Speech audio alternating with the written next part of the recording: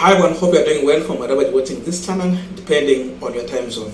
Now, yesterday we shared a story on this Punchline about the bitter exchange between Mutahi Ngunyi and the senior counsel Ahmed Abdul Nasir. And this was a story of 3 days ago. You would hear the kind of language they are using in exchange between these two. Then yesterday, there was a story that was covered in Sunday Nation, and the video was also aired, a 30-minute video. I listened to it like 2 times just to get clear what Mutahi Ngunyi was talking about.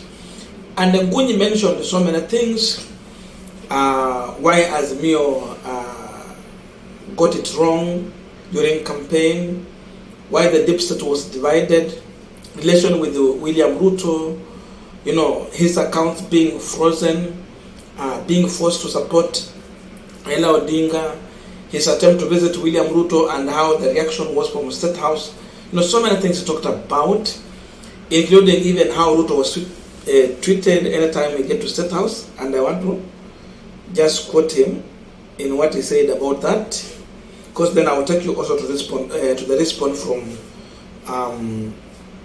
senior counsel Ahmed Nasir. Because Ahmed Nasir is so much mad with them time. This is what he said. Ruto has always been an outsider. I can give you a very good example because because I interacted with him at State House numerous times. At some point, as deputy president, he used the same washroom as the rest of us. Some people had the privilege of using different facilities. The chief of staff and the head of public service had a reserved washroom that was red carpeted with gold-colored taps. I used to ask myself, why would Ruto be allowed to use at least the facilities instead of coming to ours? Now, Ahmed Nasir shared a photo of the show, the story that was covered in the Sunday Nation, and he had to say something. This is what he said about the story from Mutahi Ngunyi.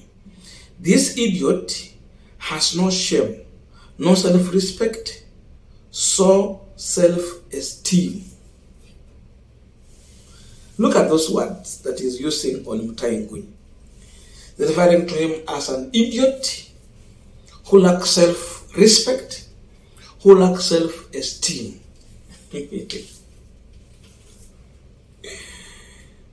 I'm telling you, the war between Mutahi Ngunyi and Ahmed Nasir is so much huge, and it is now turning into personal. And the question will continue, why is Ruto allies not comfortable with Mutahi Ngunyi crossing to their side? And the narration of the story that is bringing out, why are they rubbishing all the story that Ngunyi is bringing out in a defense of William Samoei Ruto and in his move to go to the Kenyan Panther side? That is the question many people are asking.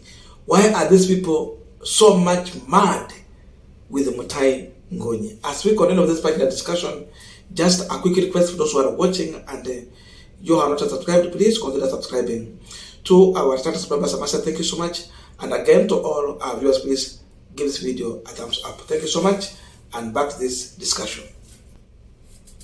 Now, the truth is that Mutahi Ngunyi has crossed from Azimio to Kenya Kwanza, but he told his support followers that he is a gun for hire. That confirmed that he has been hired to work for one William Samoei Ruto. But then, in as much as moving there, he is still claiming that he is the owner of the tyranny of numbers. But this is a question that's subjected to discussion, because then we have other individuals who are claiming that Mutahi Ngunyi is not the owner of the tyranny of numbers. Wahome Tuku is disputing that, And he's saying that it is someone else that who came out with the issue of tyrant of numbers with a proper calculation that he presented on table. And the Mutahi Ngunyi was just used as a mouthpiece. So he should not claim that he was the owner of the tyrant of numbers. He never coined it. He never came with the formula. He was only used to air out that narrative of tyrant of numbers. So again, he has been dismissed on that by Ometuku. Secondly, Ngunyi is claiming that he is the owner of the hustler nation. Something that is also being disputed by other people, including those who are on William Ruto's side. Again, he was used just as a mouthpiece. He never came out with that narrative. Someone built the narrative, then he was used again as a mouthpiece to build that narrative, simply because Ngunyi is a political analyst or a scientist, and again he has a platform where he can be used to pass the message to the targeted audience. So that could be the reason why they would always use him out as a mouthpiece. Now with all this, he's going to William Ruto, still claiming the ownership, tyrant of numbers and hustler nation. And therefore, if Ngunyi is honoring the hustler nation, what about those people who have been blogging for Ruto, those who have been supporting Ruto on that narrative of hustler nation? What come at Dennis Itumbi? People like Senior Counsel Ahmed Nasir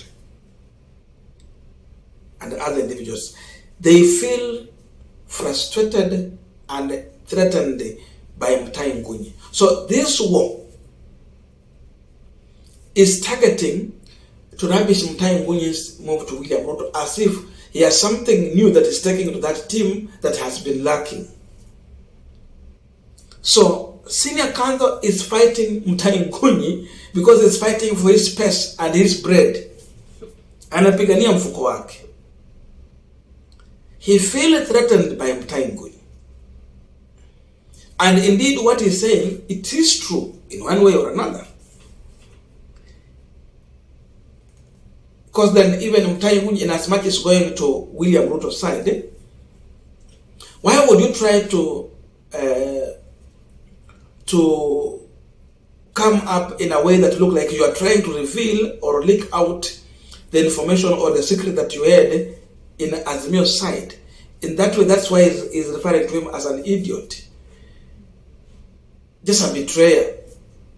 Because then if you're on this side, there's no need to try to come out in media and present yourself like you're trying to leak out some of the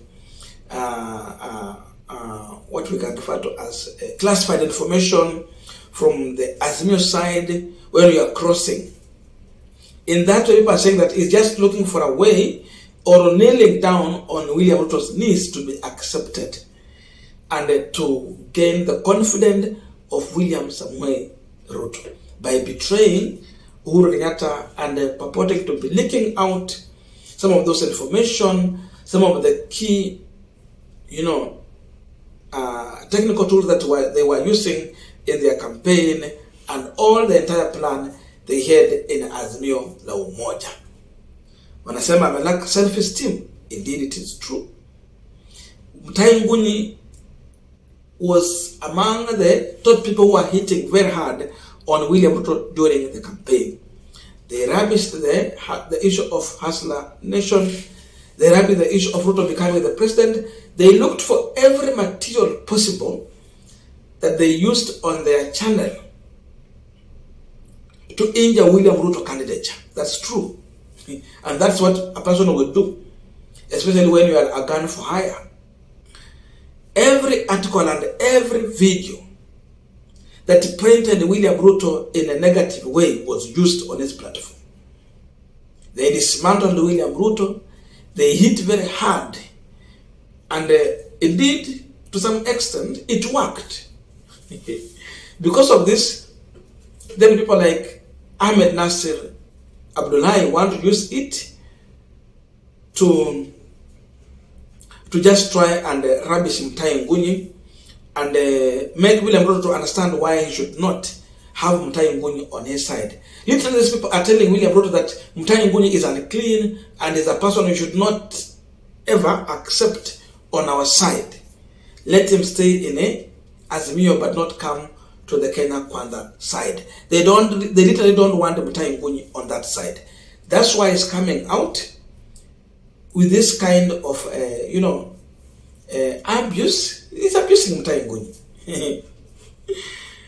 Calling him an idiot and all those kind of things, just to stop Mutahi Ngunyi's entry to Kenya Kwanza. But will they stop him? Ngunyi is looking for money. His focus is all about money. He's looking for a job. Will they stop him? The answer is no. And again, Ruto had a reason why he decided to go and hire Mutahi Ngunyi. He knew he had Dennis Itumbi. He knew he had Senior Counsel Ahmed Nasir. He knew he had other many bloggers around him. But seemingly, they were not important as of now. So he needed other people on that side. Mutahi Ngunyi is one of the targets. So there is competing interest between Mutahi Ngunyi and the Senior Counsel Ahmed Nasir. Because of that, that fight will continue until when William Ruto will tell them to stop. And they will need to face Ahmed Nasir to tell him to stop. Ile siku mtaona ameacha kushambulia Mutahi Ngunyi, utajua Ruto amempigia simu amemwambia wachana na hiyo.